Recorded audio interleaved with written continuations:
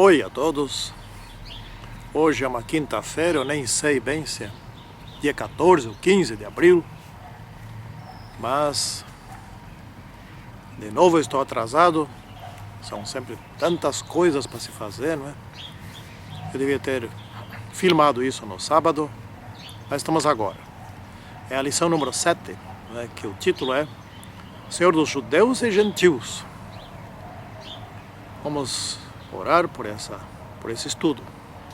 Santíssimo e grande Deus que estás nos céus, abençoe agora esse estudo, a mim aqui e aqueles que depois estarão assistindo, que todos nós possamos ser beneficiados pelo que aqui está escrito, que foi certamente iluminado por Teu Santo Espírito. Em nome do Senhor Jesus Cristo, amém. Muito bem, então, o Senhor dos Judeus e Gentios. Eu vou fazer uma afirmação aqui mais ou menos radical. Essa lição não seria necessária, não deveria ser necessária. O objetivo dela é explicar que Jesus Cristo veio tanto para os judeus quanto para os não-judeus. Eu me incluo entre os não-judeus, né? Deveria ser tão normal naqueles tempos, como também hoje, entender que a salvação é para todos, não é? Isso devia ser normal. E então, por exemplo, quando Abraão foi chamado, ele era para ser uma bênção para todas as famílias da terra, não é? Tu serás uma bênção, né? Todas as famílias da terra. Porém, o povo de Deus mais tarde achou que eles eram os únicos privilegiados que deveriam ser salvos, que deveriam ter a lei, que tinham as orientações celestes, que tinham a palavra de Deus, os escritos, né? E os outros não podiam e não se misturavam, depreciavam os outros, as outras nações, as outras nacionalidades, que chamavam, misturaram tudo, chamavam gentios, e que esses eram indignos. Eles eram maus, etc. Eles não. Nós, hoje, Igreja de Cristo, também temos, às vezes, a inclinação a pensar um pouco nessa linha, né? Isso foi uma coisa um tanto superada, porém, hoje existe ainda algo nessa direção, do tipo assim, nós estamos certos, nós somos os certos. Não, vocês outros têm que mudar. Não, nós temos que nos aproximar dos outros, né? Então, do ano 34 em diante, conforme a profecia de Daniel, começou-se a pregação aos gentios. Mas Jesus, antes desse ano, né, no ano 27 em diante, até o 31, até a sua morte, ele fez algumas incursões entre os gentios. Então, ele andou entre os gentios. Ele demonstrou, por ele mesmo, que os gentios também mereciam, né? Bom, então aconteceu aí a primeira alimentação milagrosa em que Jesus criou condições para que 5.000 pessoas se alimentassem de pão. Então Jesus multiplicou um pouquinho de pão, um pouco de peixe, isso foi 2 vezes, e alimentou uma multidão de gente com esse pão e com esses peixes. Não sei se minha filmadora que está pegando o sol, se ela não está embaçando. Se estiver embaçando, azar, faz mal, vamos assim mesmo. Pelo menos o monitor está embaçado um pouco. Então, o que aconteceu? Ele estava pregando, etc. E eles queriam ouvir, etc. Jesus se estendeu propositalmente, obviamente. Ele não se enganou ali. E daí, lá pelas tantas, tinha muita gente que já tinha acabado a sua merenda, né? Seu alimento que levou junto. Isso já aconteceu comigo quando eu estava pedalando. E aí eu passei dificuldade para voltar, não é? E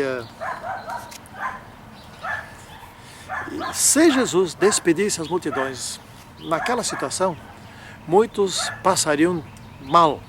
Quem sabe os mais idosos ou as crianças, etc. e tal, talvez desfalecessem até. e daria problemas para eles. Isso seria um prejuízo a Jesus. Então Jesus propositalmente quis ensinar algumas coisas para todos ali, para os seus discípulos, quis ensinar para a multidão, etc. Bom, então ele segurou aquela multidão e na última hora, antes de despedi-las, ele criou alimento, fez surgir alimento para todos eles, né? E o que foi que aconteceu? Bom, dois ensinamentos aqui. Jesus é o Rei do Universo, Ele é divino, Ele é o Salvador, Ele pode prover alimento quando há necessidade, né? Segunda coisa, já entenderam todos ali que aí estava o grande rei de Israel, que poderia derrubar o Império Romano, que podia sustentá-los, etc. E pensaram, não, é agora, vamos proclamar a independência de Israel agora, é já.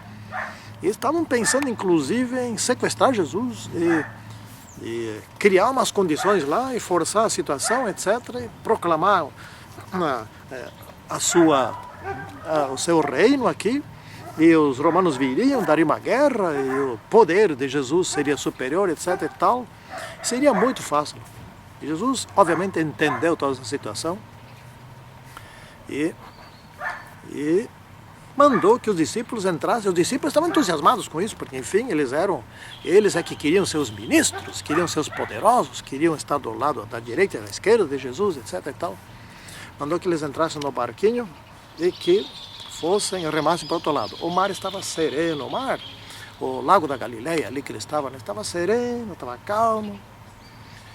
Já estava por anoitecer e normalmente eles atravessariam aquilo ali com tranquilidade, né? Eles, super contrariados, entraram no barco e se puseram a navegar. E Jesus subiu no morro para orar pela situação. A situação estava dramática, né? Foi lá orar. E nesse meio tempo, providencialmente, certamente, se formou um temporal no mar, né? E os discípulos estavam se vendo para manter o barco flutuando, porque entrava água no barco pela chuva. Era um temporal como nunca viram, talvez. Muito forte. E entrava água pela chuva, entrava água pelas ondas. E aí ficou em terceiro, quarto, 10º plano a ideia de tornar Jesus rei. Agora a prioridade era não afundar. E eles sabiam que ali já tinham afundado vários barcos, né? A profundidade ali era 30, 40, 50 metros. Eles estavam no meio, não iam para frente nem para trás, não podiam voltar nem ir em frente. Não tinha rumo mais nenhum, né? Ventos fortes, chuva forte, raios, trovões, era de dar medo, né? Eles estavam querendo salvar suas vidas. Agora a prioridade era essa. Então, para piorar a situação, o que foi que aconteceu, né? Aí apareceu um fantasma caminhando em cima da água. Mas onde? Só podia ser um fantasma, né? Caminhando em cima da água. Pensaram eles. No medo que eles estavam, na situação dramática em que eles se encontravam, remando ali, cantando, não deu para pensar muito, não deu para raciocinar muito, refletir, bom, mas pode ser o mestre é capaz de caminhar em cima das águas, nunca tinham visto isso. Então começaram a gritar, mamãe, mamãe, sei lá o que gritavam lá, etc e tal, socorro, e coisas desse tipo, porque tinha um fantasma lá. Socorro tá onde? Estavam no meio do lago ali, quilômetros de distância de um lado e de outro, etc. Socorro para quem? Né? Gritavam de medo. É engraçado, né? Que adianta gritar ali no meio? Quem que vai ouvi-los no meio daquela tempestade, no meio daqueles ventos, daquele barulheira de trovões e ventos, etc, e ondas, essas coisas todas aí? E aí gritaram. Pois bem, quem foi que lhes atendeu? Era aquele que estava caminhando em cima das águas, que não era um fantasma, como eles pensavam, era o próprio Senhor Jesus Cristo, que eles queriam arrebatar, queriam tomar, queriam mandar nele, queriam impor as coisas, etc. E agora eles estavam clamando a ele, ou clamando a quem quer que seja, que os socorresse. E aí veio Jesus para o socorrer. Então as coisas mudaram totalmente de rumo. Antes, quando eles queriam dominar Jesus, estava inconveniente. Agora, não, agora estavam se entregando a Jesus, eles estavam precisando de Jesus. Ou Jesus os salvava, ou então eles afundavam, né? E aí Jesus vinha se aproximando, e quando viram aquele fantasma se aproximando, ficaram mais com medo ainda, né? Porque ele vinha na direção deles, mas era Jesus que estava vindo na direção deles. Então, na verdade, era a solução que estava vindo, e não um problema, né? Bom, Jesus chegou até perto deles e Pedro disse: se és tu, mestre, manda que eu caminhe também sobre as águas em tua direção. E Jesus disse: vem. E Pedro veio e caminhava em cima das águas. E devia ser uma coisa muito gostosa. Eu nunca caminhei em cima das águas, mas devia ser mais ou menos como caminhar em cima de um aparelho de surf, qualquer coisa assim, não ficar parado. Mas ali não tinha nada, a não ser o chinelo deles, o sapato deles, e caminhava em cima das águas, não afundava, né? Ia ser muito gostoso isso. E aí ele bateu, quem sabe, orgulho nele, etc. Tal. Pedro era bastante orgulhoso e de medo, porque também era medroso, né? E ele afundou, mas ele não foi afundou devagarzinho assim, afundou bem devagarzinho. Como é que se afunda? Aí, tchum! Antes que a cabeça fosse para baixo da água, ele gritou por socorro outra vez, né? Mais uma vez gritou por socorro. E o mestre certamente não estava tão perto. Quando ele sentiu, alguém puxou a mão dele, era o mestre que já estava salvando ele, né? E daí, de mãos dadas, entraram no barco. Aí fez-se uma bonança. Não foi a única vez que fez bonança. Fez-se uma bonança. A água ficou quieta, os raios desapareceram, os trovões desapareceram, as nuvens pararam de chover. Eles remaram calmamente junto com o mestre para o outro lado. E ninguém mais pensou em proclamar Jesus o rei de Israel, né? A lição foi aprendida. Ou seja, eles estavam necessitando das palavras do mestre, não o mestre dos planos deles, né? Bom, então aqui nós vamos adiante. Aqui eu vou só dar uma passadinha, que é com relação ao coração do hipócrita, né? O hipócrita, o que é o hipócrita? O hipócrita é um narcisista. O narcisista, o hipócrita é a mesma coisa. Ele centraliza tudo nele. Eu é que sei. E ai de quem discorda. Mas sabem que nós hoje aprendemos muitas coisas. Hoje sempre foi assim. Aprendemos muitas coisas com quem discorda de nós. Porque quem discorda, muitas vezes tem algo importante a dizer. E se estiver errado o que ele tem a dizer, pelo menos nós sabemos do que pensam a nosso respeito. Então nós temos que sempre dar atenção àqueles que não concordam conosco. Isso é muito importante. Eu tenho aprendido muito, mas muito mesmo, dos alunos que discordam de mim. Porque aí eu sei onde eu devo mudar, né, por eles. Porque aqueles que só dizem amém, amém, amém, eles não te ensinam nada, né? Só dizem amém, só concordam com tudo. E muitos dos que dizem amém, pelas costas ainda falam mal. Então o hipócrita também deve ser ouvido. Também deve merecer atenção, não é? E muitas vezes ele tem algo a dizer que talvez nós não queiramos ouvir. Mas também tem aqueles que não são hipócritas e que não concordam conosco. Temos que distinguir um de outro. Tem aqueles que não concordam, que discordam conosco e que querem contribuir e que têm coisas a nos dizer que são importantes, muito importantes, não é? Bom, nós vamos deixar agora essa reflexão de lado. O hipócrita, na verdade, ele é fingido, né? Ele é falso. Anotei aqui.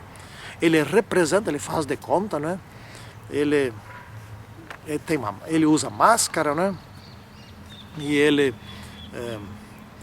é centralizador, é dominador, né?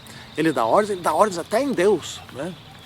É bem comum a gente ver dentro da igreja, né, dar ordens, né? Alguém dá ordem, fecha os seus olhos e vamos fazer oração, né? É assim, é bem comum isso, é típico dos hipócritas, né? Jesus, se tivesse concordado, então, com os fariseus, com os hipócritas, se ele tivesse concordado numa coisa, porque houve um debate ali entre Jesus e os fariseus sobre várias coisas, especialmente sobre o sábado, mas entre outras coisas também, né? Havia um debate, Jesus nunca concordou com eles. Olha, escuta bem, se Jesus tivesse concordado com alguma coisa dos fariseus hipócritas, na cruz, em algum momento, conveniente, Satanás diria: você tem uma lei que não funciona bem. Você concordou com as alterações que os seres humanos fizeram. Você concordou com as tradições humanas, ou pelo menos com alguma tradição, ou com uma tradição humana. Portanto, é você mesmo, por tua boca e por teus atos, comprovou que aquilo que eu dizia já desde lá no céu, a tua lei precisa ser modificada, né? E os homens modificaram e fizeram alterações, e você concordou. Portanto, você está dizendo: a minha lei é falha. Aqueles hipócritas, aqueles fariseus serviram de instrumento de Satanás e Jesus não caiu. Não caiu, não é? Bom, vamos seguindo adiante. Estamos na parte de quarta-feira. As migalhas, a questão dos gentios, que é o foco da lição dessa semana, né? São os gentios, não é? Então, a quarta e quinta-feira é esse assunto. Aí Jesus foi lá para a banda dos gentios, né? Para a região deles, onde eles moravam. E aí veio uma senhora, uma mãe, cuja filha estava endemoniada, e clamou a Jesus para que Jesus libertasse sua filha, né? Jesus não deu bola. Era o que os seus discípulos e os judeus queriam. Não dá bola para esses gentios aí. Jesus foi não dando bola, mas ele queria ensinar uma lição para os seus discípulos e também para aquela mulher, né?